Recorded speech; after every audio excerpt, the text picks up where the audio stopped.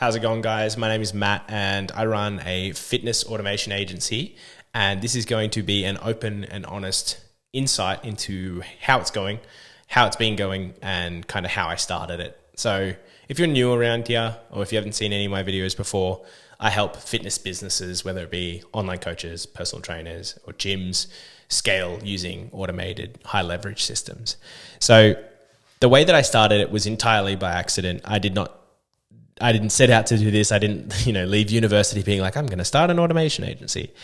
When I left university and finished working with Apple, I went and worked for a consulting firm called Deloitte and worked in tech consulting for, 18 months and realized I hated it. Well, I didn't hate it. I actually loved it and I loved the people. I just didn't fit in. It didn't fit for me.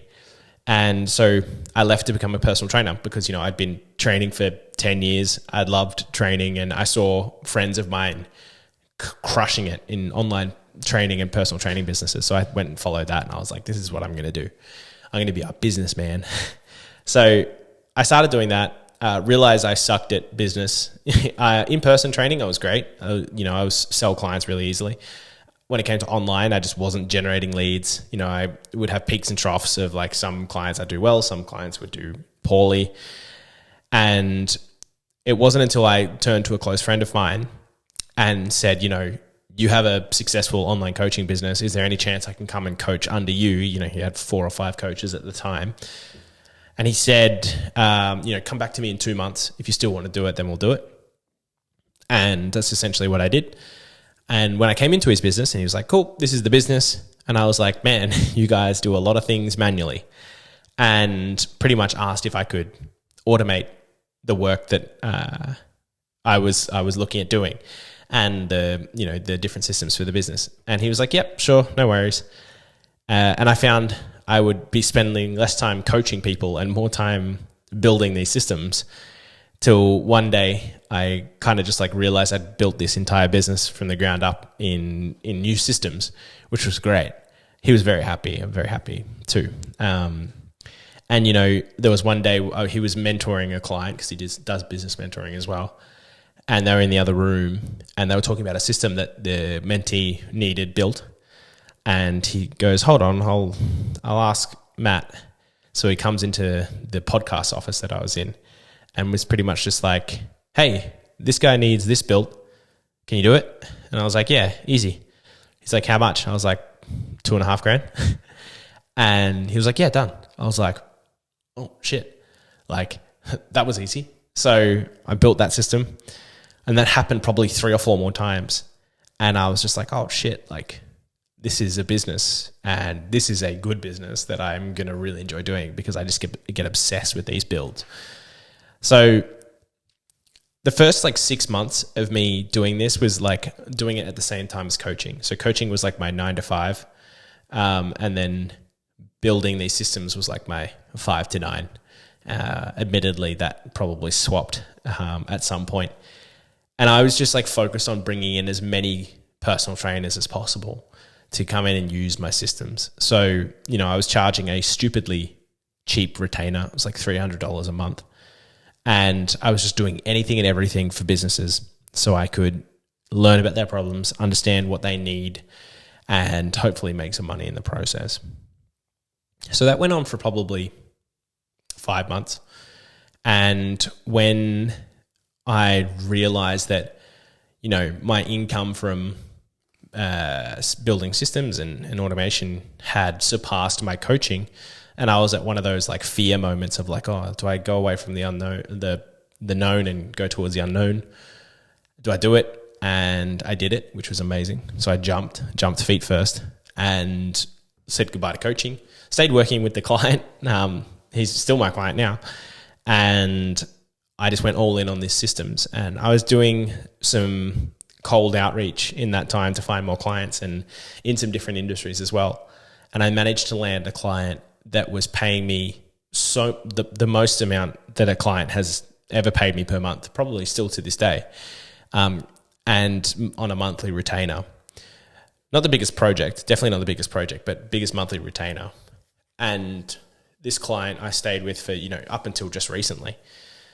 So I was building with these businesses. I was working with this one client a lot, made a really good amount of money, the most money I ever made in my entire life, which was astronomical to me. It was just so cool to see that happen, And in that time, I learned a couple of things that are so crucial to where I am now, and I'm going to share them. But it's also admitting fault a lot. So bear with me whilst I put my ego aside. Early this year, so in January this year, I sold a block of clients, 10 clients specifically, through my friend and client who is a business mentor. We co-sold a part of my service into his service, which was like 10 people at once. And I did a really good deal for those clients, and they were going to get like a productized service kind of thing. And I realized, I've got 3 weeks to build this, and I don't have enough manpower to do it. So, because I was going to Japan in February for my 30th, so I had like 3 weeks to build it. And so I hired really quickly. I thought to myself, you know what, I'm going to jump on onlinejobs.ph. I'm going to get some VAs, and hopefully I hit the nail on the head and it all works out hunky-dory. So I did that, and I didn't have enough time to really train them, onboard them, and get them acquainted with what needed to be done. And the quality of service and the outcomes that we all produced were just subpar. I almost had to dish out some refunds, unfortunately, but luckily I didn't have to. I was able to just work for free essentially until clients were happy. And, I went to Japan, essentially switched off for 2 weeks, and then came back to a bit of a shitstorm. I also got really sick in Japan. And so I came back. That's why it was 3 weeks off work, essentially. And I came back and had to clean up the mess a little bit and apologize to a bunch of people and essentially, work for free to get people back on side. And what happened in that time is obviously I wasn't selling new people, and there was only so much that my team that I built could do. And so I started to have to let people go. So it started off like I dropped one of them down to part-time, and then I dropped both down to part-time. Then I let one go, and then I let the other one go. And these guys were great. They have the potential. They just didn't have the guidance from me at that time. So the biggest takeaway from that was that old adage, which is hire slow, fire fast.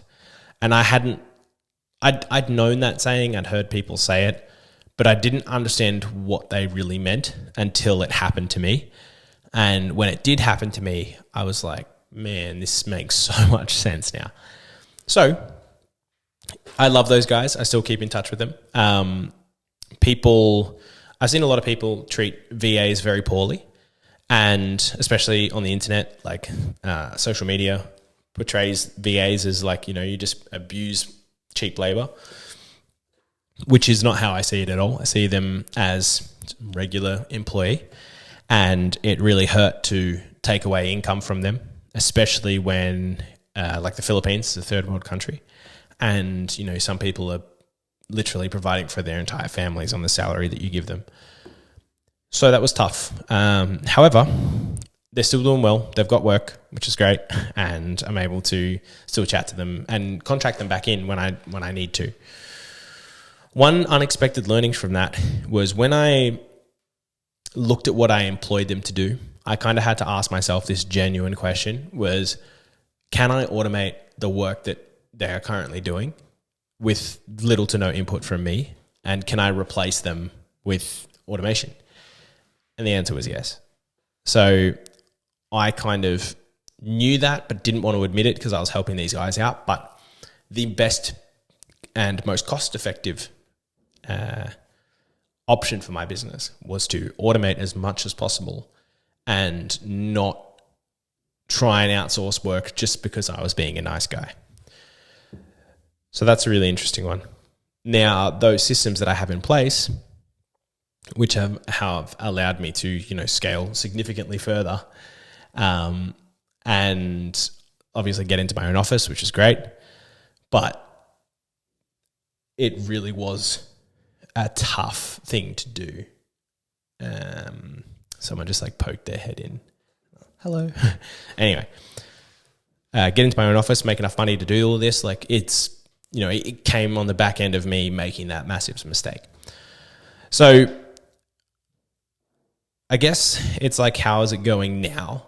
And obviously, as I said, I'm in an office. I started off at the start of the year. I moved from my home office into co-working, and I was working out of a library, the State Library in Victoria, which is great. The State Library in Victoria is massive, but it's silent. So you can't do sales calls in there. So that's not the best place to work. But I was working out of a WeWork. For me, this was huge because I was able to, remove myself from home and delineate work and home again. Because it turns out I hate working from home, which is hilarious.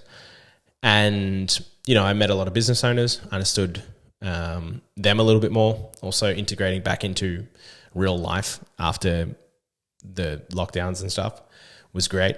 So that was really cool. I hadn't done that in a long time.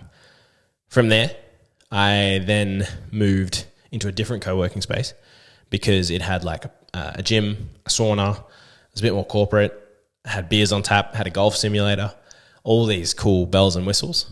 And turns out I didn't love it. So I moved on from there again, which led to here, which is my own office. It's probably smaller than the bedroom I used to work in. However, it's, 15 minutes from my house. It is exactly what I want it to be. It's perfectly set up. The light, the rubber ducks. Back here, you got your Gundam and Luke Combs. So for me, this is a huge step. And this is kind of how I always envisioned it. So that's really cool. And more importantly, the most important thing that happened this year is that I got married.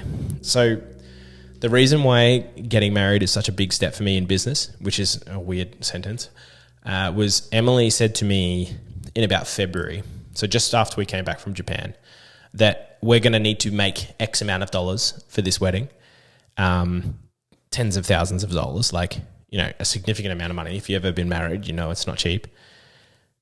We're going to need to make this money, and we're going to need to make it by X date. And you are the only person who can do it. She's like, my income's fixed. You are going to need to do this and sell. So this was about the time where I had to stop being a generalist in automation. Like I went hard on the fitness side of things. So gyms, personal trainers, online coaches.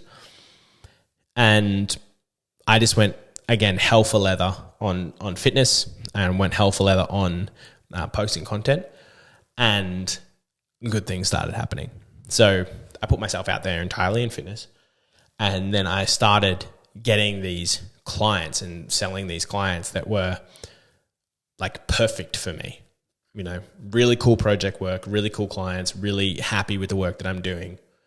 And it was just phenomenal, So a week and a half before the wedding, I officially hit that number, the X number, which was just like, oh yeah, I can't even put words to it because it's incredible.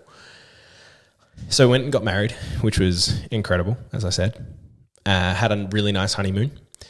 And then when I got back, I took a week or two or three to get back into the swing of things, and then decided I wanted this office.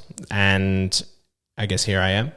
And from here, I guess the direction that I'm heading is sign more retainer clients, so bigger businesses than what I've been currently working on. So businesses who want to go to a certain place and they need the strategy and the operations and the consulting to get there. To build the community that I've started building now, keeping it free until 10 members. And then I think I'm going to make it like $5 a month or $10 a month.